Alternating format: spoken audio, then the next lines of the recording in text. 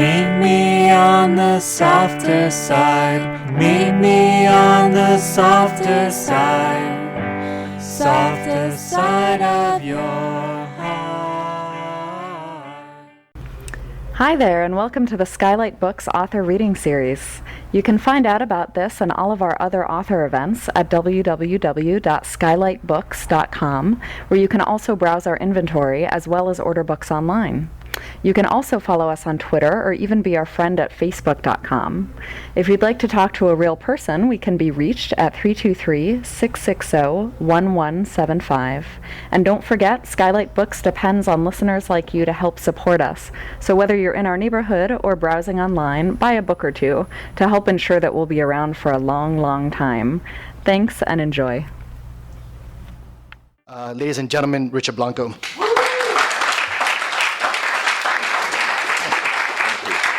Thanks, everyone. Try to tidy up here. Thanks, everyone. It's a pleasure to be here. I don't know if it's common knowledge, but this is my first reading in LA officially. So thank you. Thank you, everyone. It's wonderful to be welcomed into such a great community, and thanks to Skylight Books, and thanks to Kim Dower, who put it all together, who made it happen. So it's wonderful to be here.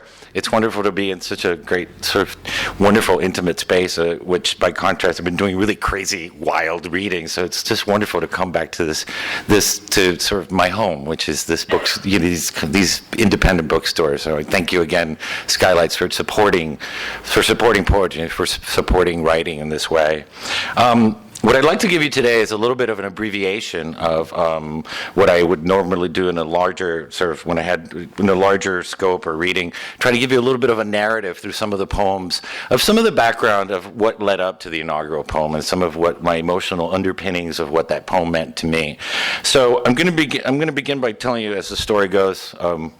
In my family, it's like Richard that was made in Cuba, assembled in Spain, and imported to the United States, which means that my mom left 7 months pregnant to Madrid, where I was born, and then 45 days later after I was born, we came to the United States. So my newborn picture is my green card photo. By the time I was 45 days, I had lived in 2 world-class cities and belonged to 3 countries, technically, or at least figuratively. So if that wasn't sort of a higher power going, like, guess what little Ricky's going to be obsessed about when he grows up? This whole idea of where am I from, where do I belong, what is home, both in the sense of, as we were saying about the cultural context, but really, if you really stop and think about it, they're universal questions. This idea, we all ask ourselves those questions in some context. I've been seeing all the neighborhoods around here and getting the download on West Hollywood, and I used to live there, but then I didn't do that, I didn't like that, and I went over here. And we all want to find that place where we belong. And that's ultimately what I think my writing is sort of trying to key into, the universal feeling of trying to belong and figuring out what that means. I'm going to begin with a poem that's quite, hopefully, humorous to you, which you probably wouldn't expect from the inaugural poet, so I hope this isn't quite a shock. It's not quite one today. It's quite another side of my Cuban side, and it deals with trying to negotiate some of that cultural identity and what is home. And one of the most bizarre memories that I have of my childhood was watching the Miss America pageant. It was a really big deal at our house, and you got to remember, I'm in Miami, where everybody's Cuban. So America is this fiction somewhere that exists, and Cuba is this other fiction that exists in my parents' memory. So my life was spent sort of trying to negotiate and navigate where do I belong in those worlds. And the Miss America pageant was still, I think I've written so many childhood poems, and I think I'm over them. And this is from the 3rd book, and it's like still like this Cuban PTSD, and you like have these bizarre memories that you just have to get down on paper. And this is one of them. So this is a little Ricky in his little world at the Miss America, watching the Miss America pageant with the Blancos.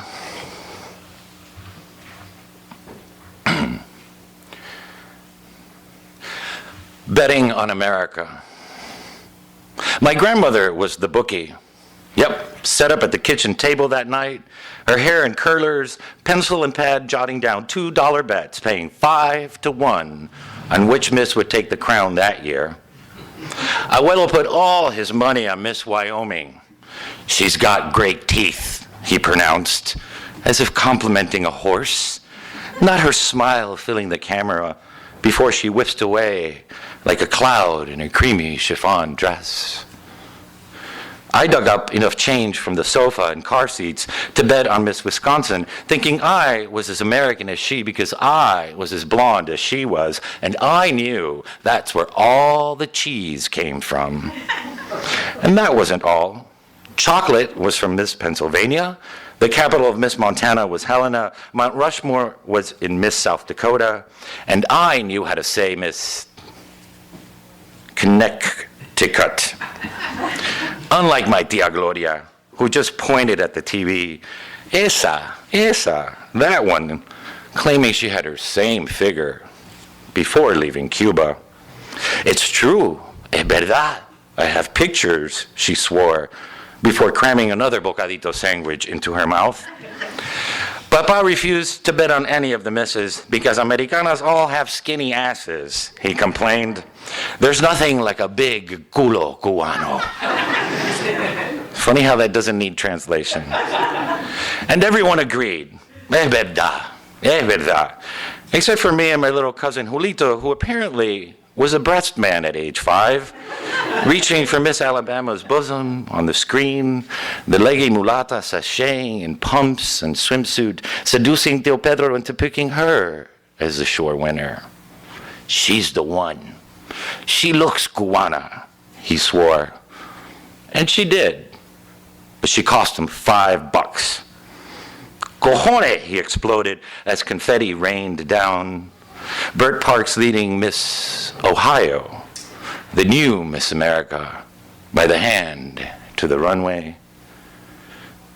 Gloves up to her elbows, velvet down to her feet, crying diamonds into her bouquet, the queen of our country, of our land of the free, amid the purple mountains of her majesty, floating across the stage and our living room, though no one bet on her. And no one, not even me, could answer Mama when she asked, Chico, ¿dónde está Ohio? Thank you.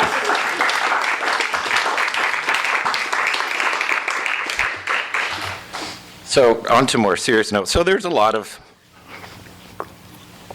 I think for all poets, mostly childhood is this endless wellspring of inspiration and torture and lots of therapy bills. But in any case, those early childhood experiences continue to color my life in many aspects. Again, the search of home, and even when I'm coming to LA, I'm thinking, maybe I could live here. You know, there's always this constant idea of someday I'll be home, right? And that even creeped up in the inaugural poem, specifically in the context with my mother. My mother I had always admired because she left Cuba, but she left her entire family, unlike my father. Everyone, and you know, for a Latino family, that means the neighbor, the milkman, the grocer, that's all family. She left everybody she knew behind. And I always admired her courage and her sort of understood her longing and her sorrow that you pick up even in your childhood. But thinking about it for the inaugural poem, I had to write 3 of them in 3 weeks, by the way, I realized what an incredible story of courage, not of courage, of faith that was as well. It was the quintessential American dream story that I hadn't quite connected, and made the connection that my mother in some ways was more of an American than I could ever be. The faith that she had to have to take that leap and come to a country that was nothing more than sort of an ideal in some pages of a history book, maybe. And so this became the 3rd of the 3 poems of the inauguration. It's called Mother Country, which doesn't sound in Spanish, Madre Patria is more like homeland, but it's sort of a translation that works better, Mother Country.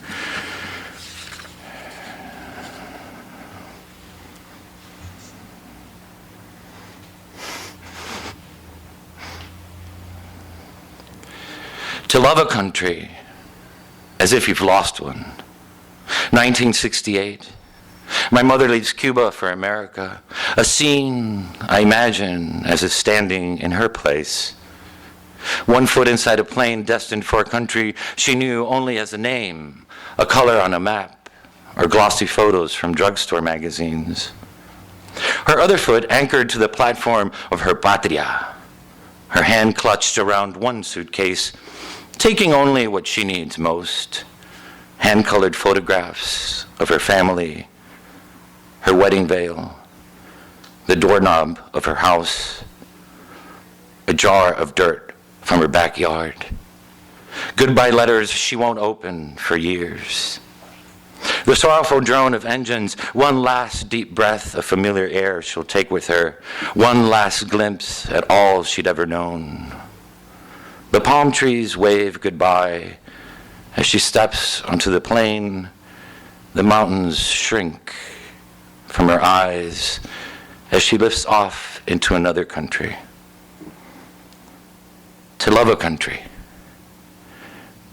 as if you've lost one.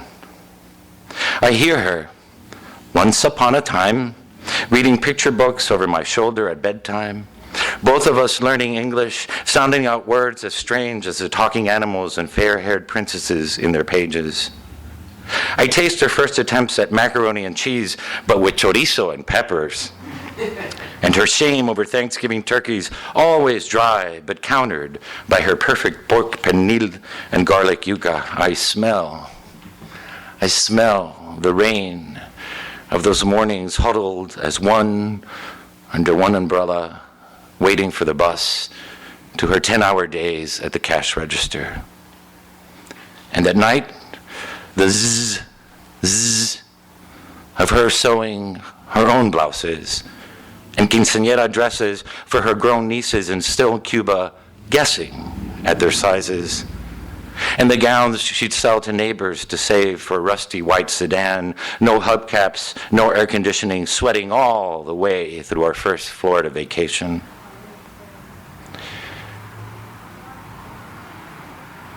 To love a country as if you've lost one, as if it were you on a plane departing from America forever, clouds closing like curtains on your country, the last scene in which you're a madman scribbling the names of your favorite flowers, trees, and birds you'd never see again, your address and phone number you'd never use again, the color of your father's eyes and your mother's hair, terrified you could somehow forget these. To love a country as if I was my mother last spring, hobbling, insisting I help her climb all the way up to the Capitol, as if she were here before you today instead of me, explaining her tears, her cheeks pink as the cherry blossoms coloring the air that day, when she stopped, turned to me, and said, "You know, mijo, I've been thinking. It isn't where you're born that matters. It's where you choose to die. That's your country." Thank you.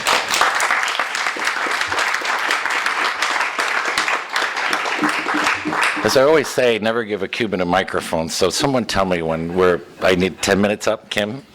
Okay. Or give a Cuban a microphone or a conga. So anyway, a little bit, change the subject a little bit. My engineering, one of the questions I get asked a lot is, you're an engineer and a poet, and they kind of looked at you like a one-eyed monster. And I understand the difference on surface. And so this poem sort of was a poem that kind of was trying to answer that question for myself in a way. But what I want to say is that in some ways, these things are all sort of related to my culture too. I mean, I studied engineering because I came and grew up in a working class immigrant family, and what was encouraged was the traditional stuff. Also, as you'll meet my grandmother in a poem, next poem I think, my grandmother was a big homophobic, verbally abusive, not your quintessential little abuelita. So if I were to tell her that I wanted to study art or poetry, imagine what would happen in the household, and she lived with us. So this is an attempt to sort of discuss that in the context of my relationship relationship with my father. Some of you have been here to Miami, but there's a geometry and a setting for this poem.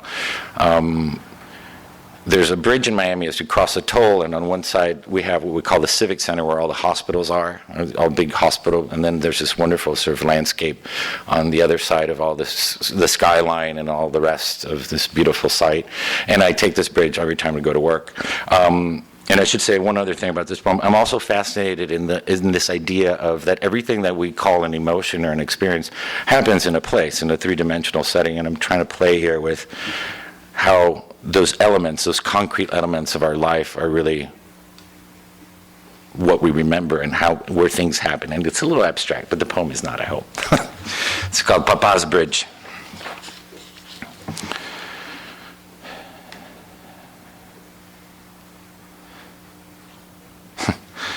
Morning, driving west again, away from the sun, rising in the slit of the rearview mirror.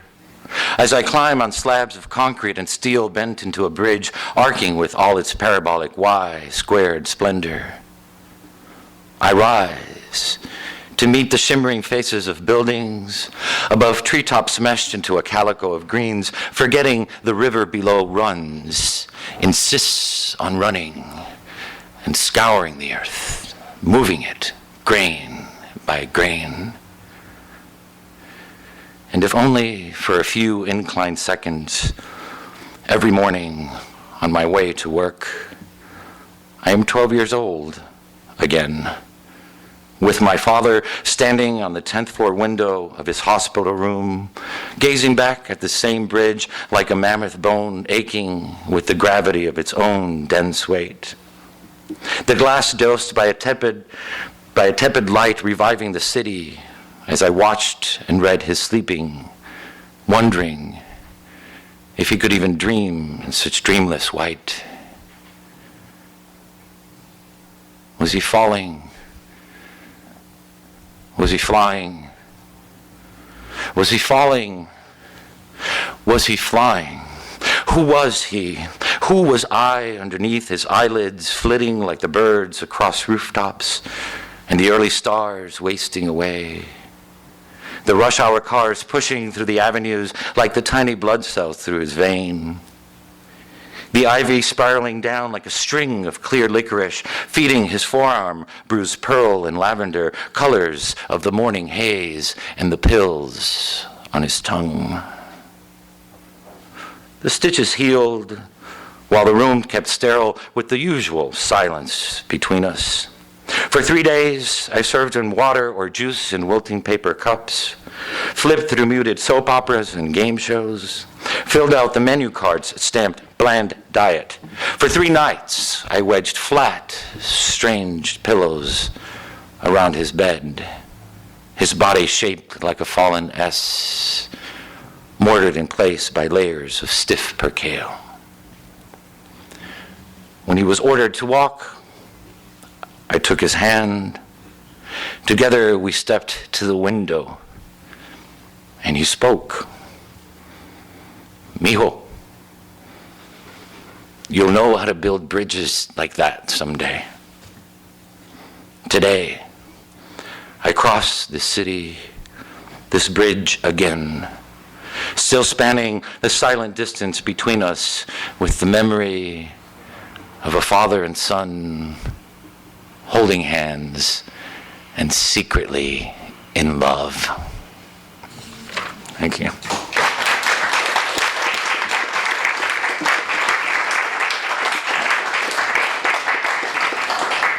So here's my grandmother, at the risk of seeing how much weight I've put on since the inauguration. I'm going to take this off. Thank you. One of the things I became interested in this last book is this idea of what I call cultural sexuality. So it's certainly not the same thing to grow up a little Cuban little fat gay kid behind Bird Bowl in a suburb of Miami than it might be to be an Asian American kid growing up in Little Tokyo. I don't now that I'm staying there tonight. But the idea that you can't separate, you can't pull those things apart. They all come together. Your cultural upbringing, your sexuality, all these things sort of mesh and collide. And the poster child for that was my grandmother, who was as homophobic as she was xenophobic. So anything that was culturally weird to her was also queer, or as we say in Cuban, pura mariconería. Things like Fruit Loops, gay. Legos, gay. Anything in English, gay. So I had very little wiggle room in my life as a queer little kid. So this is kind of a funny sort of poem, and I thought it was a scathing poem, but it's in some ways it's a humorous poem that caught me by surprise because I thought it was a real angry poem. And just made me rethink why the hell I became a poet in the first place, because can't get back at your grandmother, what's the point? But I end up writing these wonderful, funny poems about her when I really, anyway, I guess the therapist takes care of all that. It's called Queer Theory According to My Grandmother, or my abuelita. This is in her voice, but so she's incriminating herself. Never drink your soda with a straw. Los hombres don't use straws. Milkshakes? Maybe. Stop buying your mother's Avon catalog and the men's underwear in those Sears flyers. I've seen you. Stay out of those Tupperware parties and her perfume bottles. Don't let her kiss you. She kisses you much too much.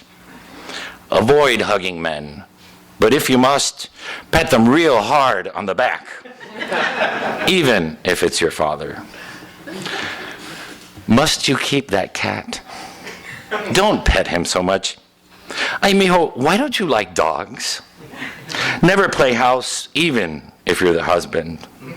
And quit hanging out with that Henry kid. He's too pale. And I don't care what you call him. Those G.I. Joes of his are dolls. Don't draw rainbows or flowers or sunsets. I've seen you. Don't draw at all. No coloring books either. Put away your crayons, that Play-Doh, those Legos. Where are your Hot Wheels? Your laser gun and handcuffs? The knives I gave you for Christmas? Never fly a kite or roller skate, but light all the firecrackers you want. Kill all the lizards you can. Cut up worms. Feed them to that cat of yours. Don't sit Indian style with your legs crossed. You're no Indio. And stop click-clacking your sandals. You're no Tropicana chorus girl. And for God's sake, never, ever pee sitting down.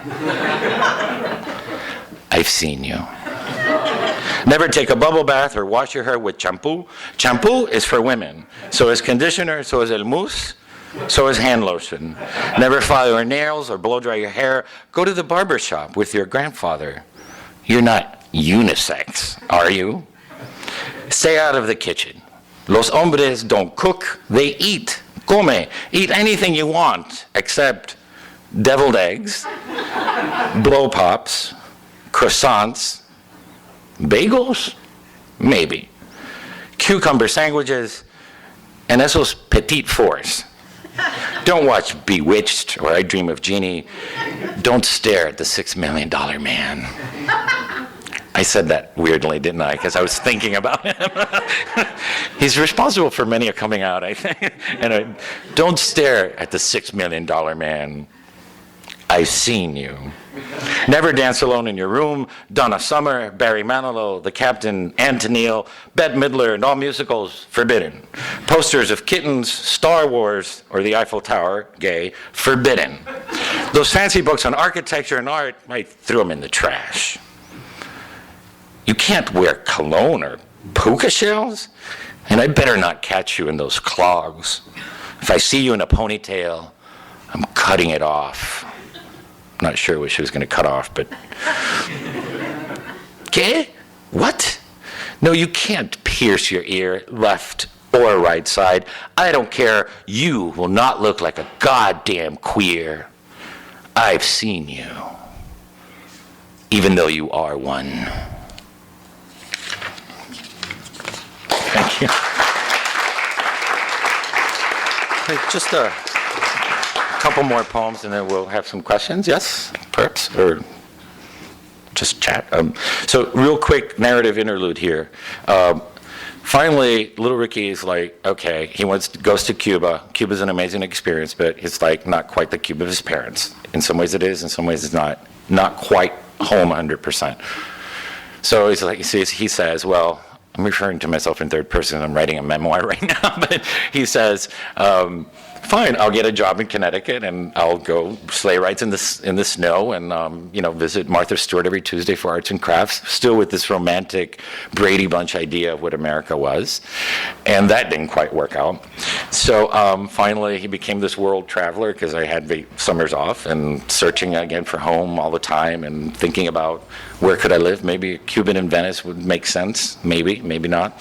And then there was also, then after that, I said, well, let me go back to Miami, which is the only place that sort of felt that understood this animal, this person living between two worlds. And this is where this poem came from. And it's kind of a quintessential sort of idea, or it goes back to that adage of you can't really go back home. And this is, I think, a constant universal thing for all of us. It's that poem of that one place in your life that you don't want anybody to mess with. That one place in your history, in your life that it just kills you on something when you go back there, and I did. And this place is called Marco Island. I should say this is where we used to go vacation a lot, poor man's vacation in the middle of July, $89 for a week somewhere. And I went back and took my partner Mark to Marco Island, thinking nothing had changed because nobody asked my permission, and of course it had. And I went on this sort of horrible rant, and I caught myself, those moments when you're like your parents? You're like, this is the way my parents used to talk about Cuba. And suddenly I realized how universal their experience really was, because here I was experiencing nostalgia and loss and this sense of belonging that has disappeared, yet I wasn't my parents. So anyway, here it is. I'm looking for the Gulf Motel.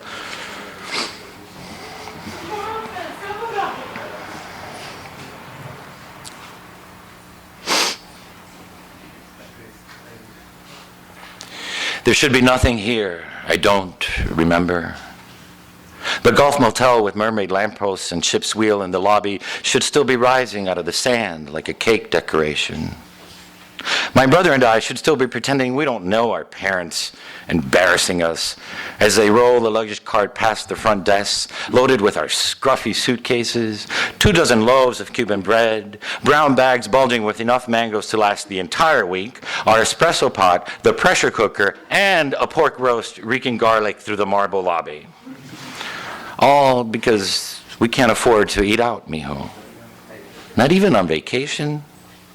Only 2 hours from our home in Miami, but far enough away to be thrilled by the whiter sands on the west coast of Florida, where I should still be, for the first time, watching the sun set instead of rise over the ocean. There should be nothing here I don't remember. My mother should still be in the kitchenette of the Gulf Motel, her daisy sandals from Kmart squeaking across the linoleum, still gorgeous in her teal swimsuit and amber earrings, stirring a pot of arroz con pollo, adding sprinkles of onion powder and dollops of tomato sauce.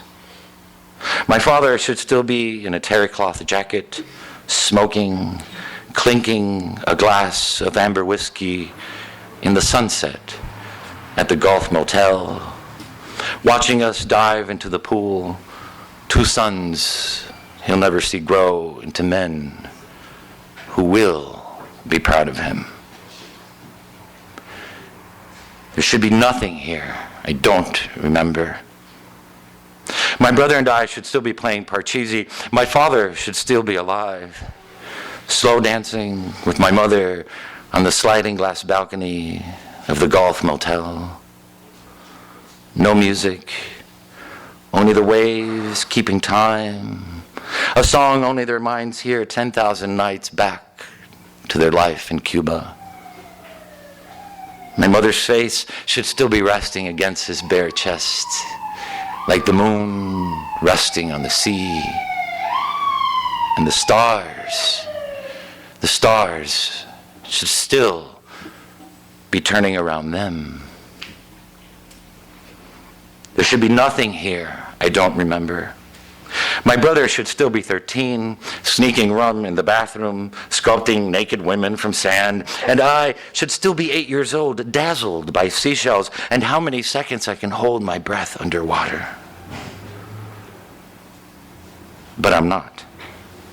I'm 38, driving up Collier Boulevard, looking for the Golf Motel, for everything that should still be, but isn't.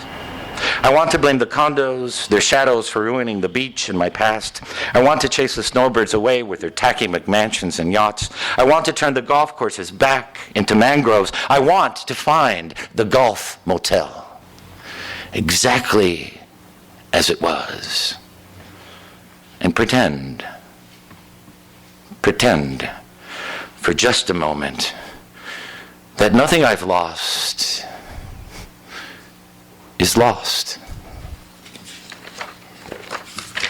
Thank you. So I'll just end with the inaugural poem and a little bit of a preface from this little thing, which was sort of, I had to write it almost to make pretend that, to realize that this had really happened, because it was like, I call it, what is it? PIPD, post-inaugural poet disorder, because it all happens so quick and it feels like this dream. It's just this amazing thing. So, but one of the most important things that happened, the greatest gift, to make it short, of the inauguration was that, in some ways, long story short, there are many great things that happened, but in some ways, I realized I was home.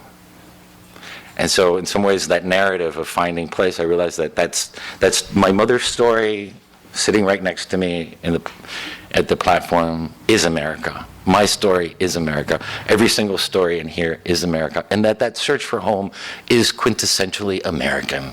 The idea of who we are is just an American story, and how we're going to figure all this out. And the great part is we get to write that story. We get to start writing it. We keep on writing it together.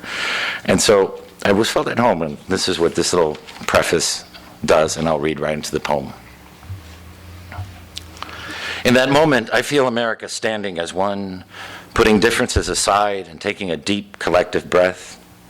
We pay tribute to something far bigger and more important than any one of us, though I truly feel like one of us, one of we, the people, and the echoes of the president's and others' speeches. I embrace America in a way I never had or thought I could, feeling for the first time that I belong, truly belong, to one country.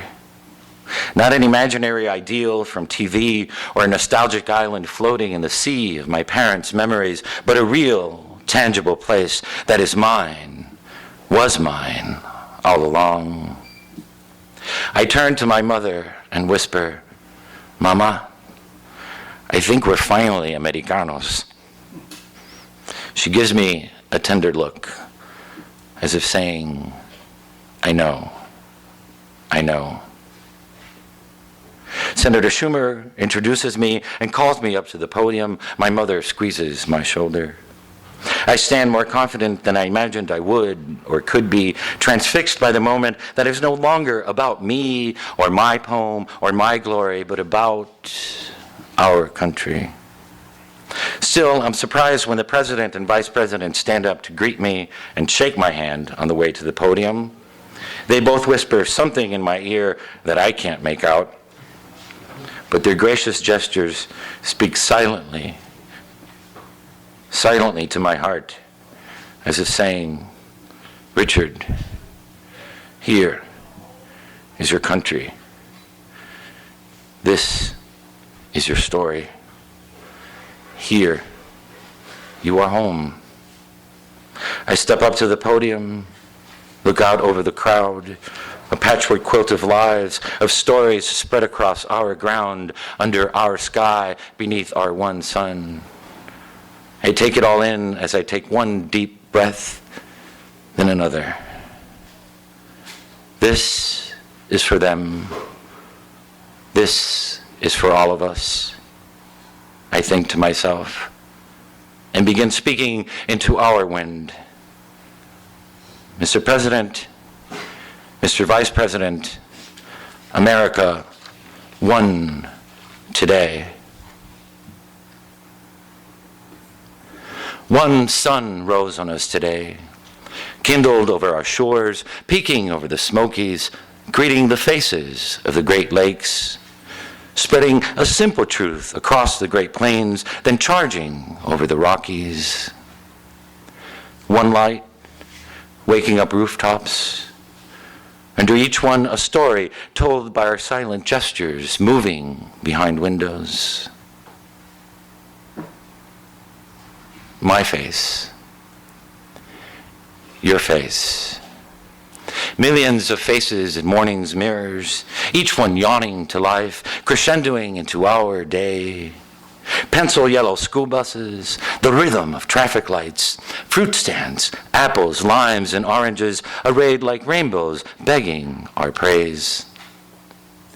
Silver trucks, heavy with oil or paper, bricks or milk, teeming over highways alongside us, on our way to clean tables, read ledgers, or save lives, to teach geometry or ring up groceries as my mother did for 20 years, so I could write this poem for us today. All of us, as vital as the one light we move through, the same light on blackboards with lessons for the day, equations to solve, history to question, or atoms imagined. The I have a dream, we keep dreaming, or the impossible vocabulary of sorrow that won't explain the empty deaths of 20 children marked absent today and forever. Many prayers, but one light, breathing color into stained glass windows, life into the faces of bronze statues, warmth through the steps of our museums and park benches, as mothers watch their children slide into the day. One ground, our ground, rooting us to every stalk of corn, every head of wheat sown by sweat and hands, hands gleaning coal or planting windmills in deserts and hilltops that keep us warm, hands digging trenches, hands routing pipes and cables, hands as worn as my father's cutting sugarcane so my brother and I could have books and shoes. The dust of our farms and deserts, our cities and plains, mingled by one wind, our breath. Breathe. Hear it through the day's gorgeous din of honking cabs, buses launching down avenues, the symphony of footsteps, guitars, and screeching subways, the unexpected songbird on your clothesline.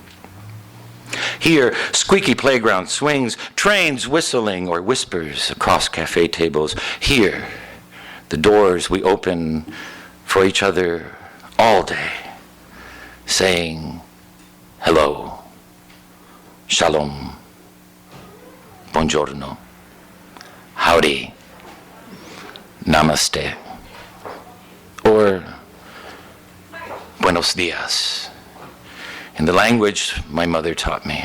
In every language spoken into one wind, carrying our lives without prejudice, as these words break from my lips. One sky. Since the Appalachians and Sierras claimed their majesty, and the Mississippi and Colorado worked their way to the sea, oh, thank the work of our hands, weaving steel into bridges, finishing one more report for the boss on time, stitching another wound or uniform, the first brushstroke on a portrait, or the last floor on the Freedom Tower, jutting into a sky that yields to our resilience. One sky, toward which we sometimes lift our eyes, tired from work. Some days guessing at the weather of our lives. Some days giving thanks for love that loves you back. Sometimes praising a mother who knew how to give, or forgiving a father who couldn't give what you wanted. And so we head home, through the gloss of rain or weight of snow, or the plum blush of dusk, but always, always home. Always under one sky, our sky, and always one moon, like a silent drum tapping on every rooftop and every window of one country, all of us, facing the stars, and hope, a new constellation, waiting for us to map it, waiting for us to name it together. Thank you. That's great.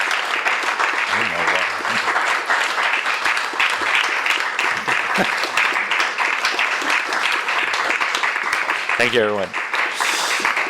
Gracias. Namaste. Some questions? Gossip? I'm open to gossip. I'm Cuban. Yes. How collaborative was the process of writing that poem? Good question. It's interesting because, are you a writer yourself? Yeah. Ordinarily, I'm not, outside of graduate school, I've not been in the habit of sort of sharing every single poem and every single phase, but this was a very special 3 poems in 3 weeks. Arguably the most, so my critical skills went out the window a little bit. So things were I needed to make decisions and really quickly. So I relied a lot on an old friend of mine from graduate school, Nikki Mustaki, who I thank profusely in the book, and we would workshop the poem over the phone till 3 in the morning.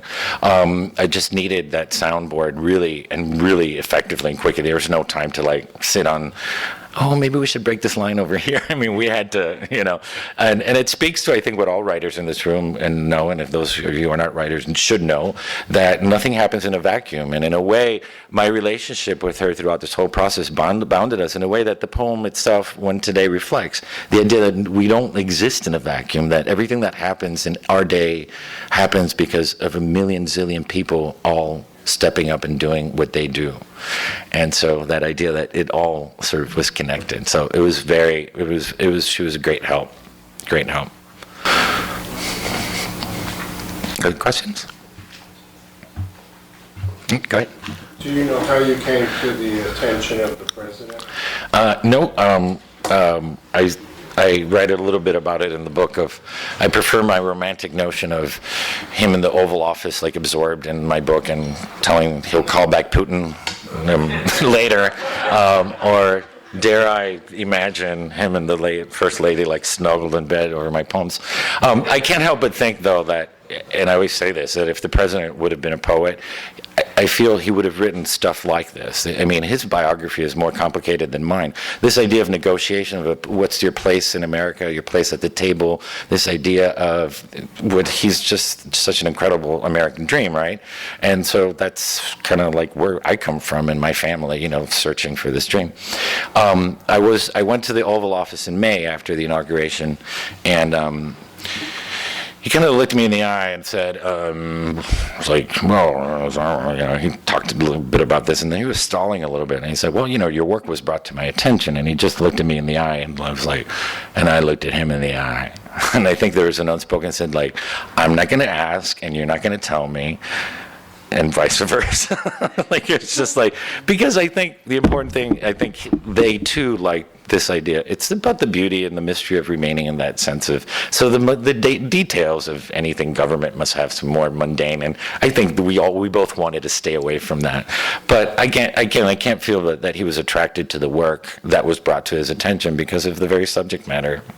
I know that I've been always attracted to his biography beyond his politics, but because I've identified with, he was me, I was him. I was that little kid growing up and trying to negotiate all my place in America and all these different influences and things coming at me. So, right? Richard, I'm curious about your brother. and how you two growing up in the sort of parallel experience as an immigrant in this community. Has he ever inspired a poem? Yes, in the third book, he's inspired a poem called To My Brother on Mount Barker. He knows how to ski and I don't. Surprise, right?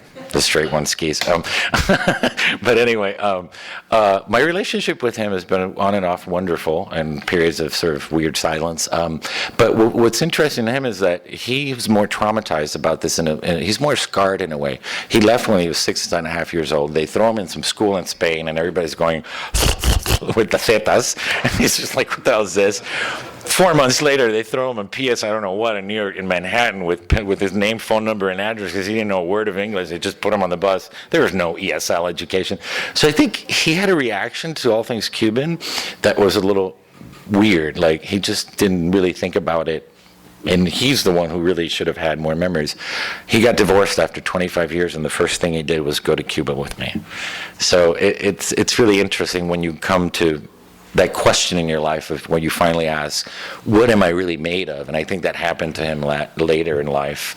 I think he had avoided that question for a long time. So he doesn't like to dance salsa. This is like, we're great brothers. And my grandmother got to him too, but. What was the feeling when you got the call that you were going to read at the inauguration? Sure. When there were three things that sort of happened in succession, and I read a little bit about it in the book, but I'll tell you more that's maybe not in there. One, surprisingly even to me, was this amazing, overwhelming sense of gratitude, not for the call, but about my parents and my grandparents, and thinking about all their hard work, all the sacrifices they did to give us an education, to guide us and do the best they could. So in some ways, I have this idea that, we think that who we are as adults are by our choices, but we don't realize that when we're born born in the middle of Act 5, like there's so many decisions that have been made that affect who you are. And so you're a continuation of a story that's also just begun. And at that moment, I felt like this is the product of their story. This is where mine actually really begins, and they got me up to here.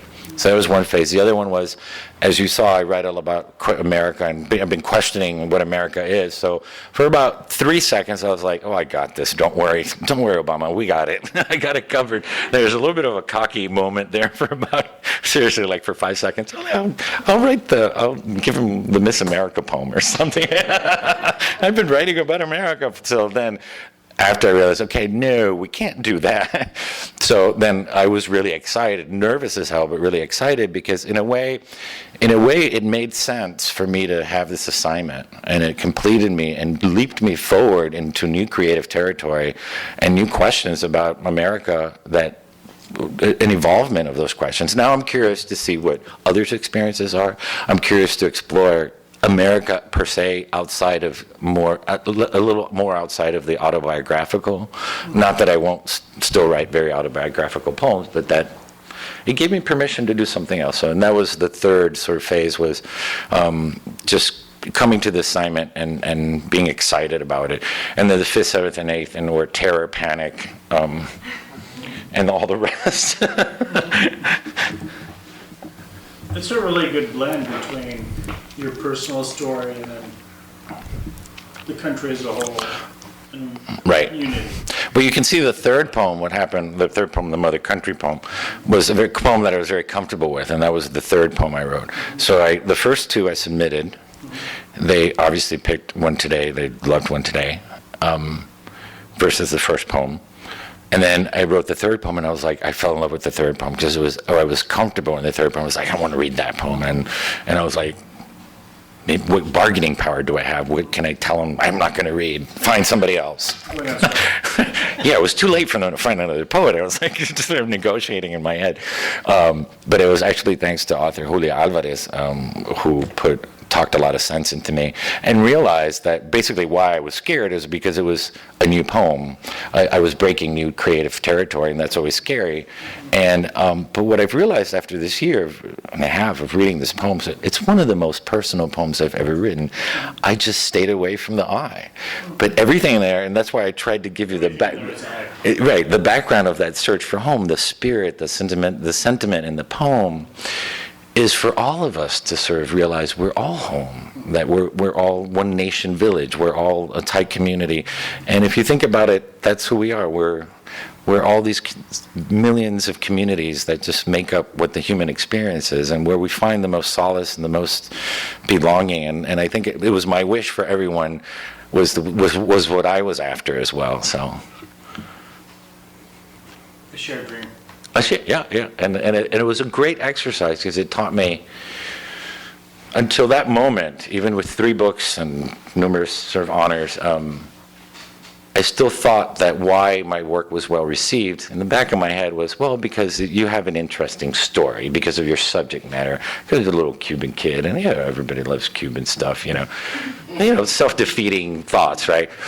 And what that poem taught me was that what makes a Richard Blanco poem is not the subject matter per se, but it's how I write about the subject matter. And there was a rough draft of one today that didn't have me in there. And by me, I mean it didn't have that passion for language, that passion for the image, that love that I try to bring into a poem, that connection that I want with the poem. And I realized I could do that without having to write about Cuba necessarily, or growing up, or Miss America, or any of the other poems. Not that those aren't valid poems for me too, but it was a great creative lesson. It's still in there.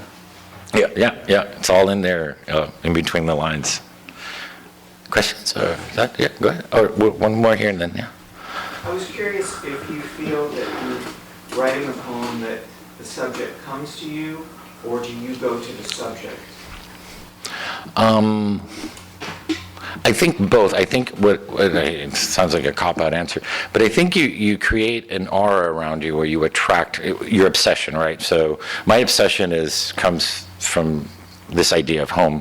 So I'm always constantly looking for what that means, and places and things to write about. Give you an example.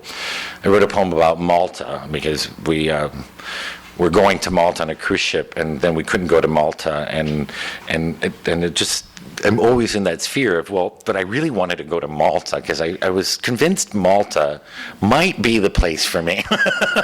So I think you open up that door and you sort of lay the picnic tablecloth out, and you invite things in, and then you zero in on things, and then you come into something. So I think that's the way I work. I don't necessarily, aggressively say, oh, this is interesting, I want to write about it. I know when it's in the realm of something that obsesses me, and I try to keep that energy around me. One more question? Yeah, I guess I'm curious to hear, do you have a poem that you always have to go back to and sort of give yourself sort of grounded as to who? Of my own? Yeah. For me right now, the Gulf Motel poem is something that it still lives in me in ways that I can't explain. I think it's captured so much of what I feel and think and have been through. I don't necessarily, I go back to a lot of other people's poems, and this is when I say I have favorite poems, not necessarily favorite poets.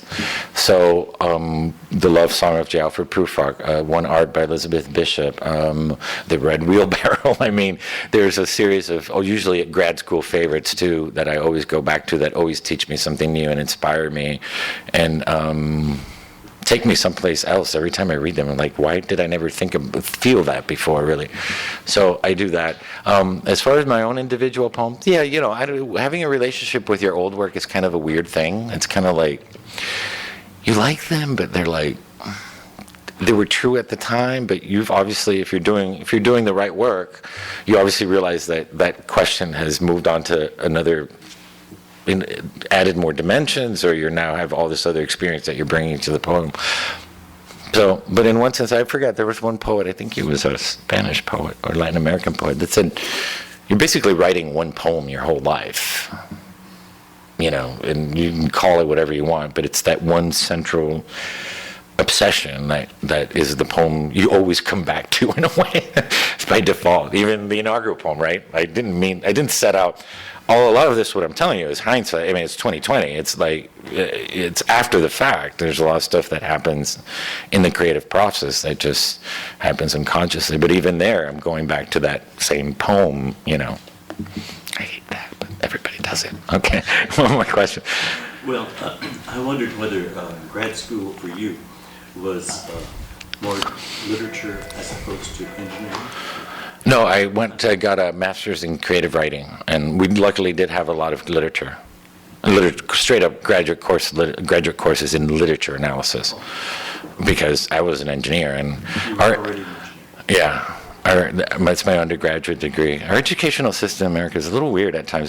So I basically got accepted to a writing program, which I understand is a creative program, but I didn't know my Whitman from, well, any number of body parts.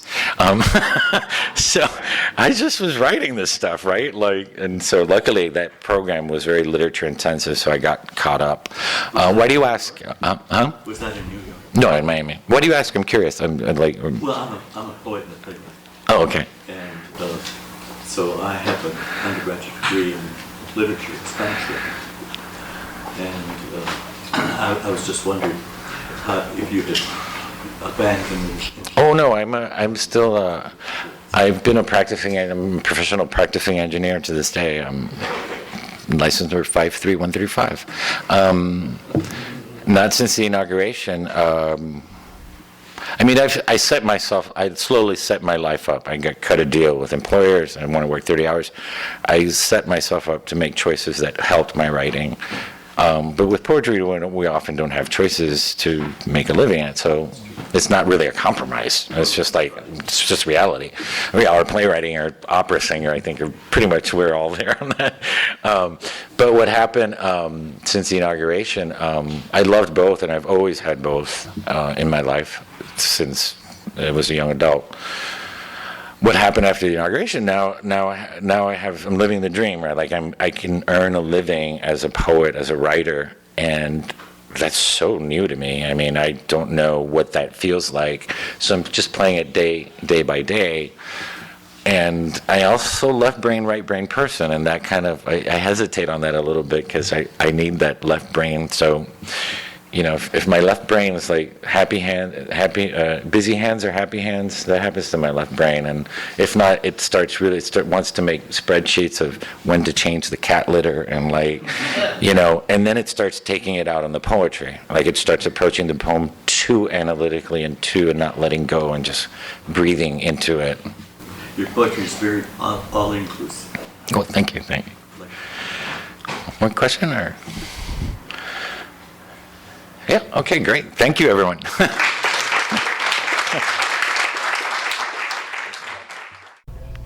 You've been listening to the Skylight Books author reading series. Don't forget that you can check out this and all of our other great podcasts at www.skylightbooks.com. Today's music was provided by Fragile Gang. You can check them out at MySpace, Facebook, and the iTunes Music Store. Thanks for stopping by, and we hope to see you soon.